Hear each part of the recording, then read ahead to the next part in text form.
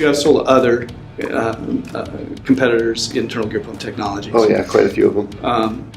How does our E-Series technology compare to some of the other sealless technologies that other internal gear manufacturers have tried to bring to the market? I think that the thing I like most about your design is you've just got such a robust shaft in that pump, and that allows for some upsets to happen and not cause too much of an issue.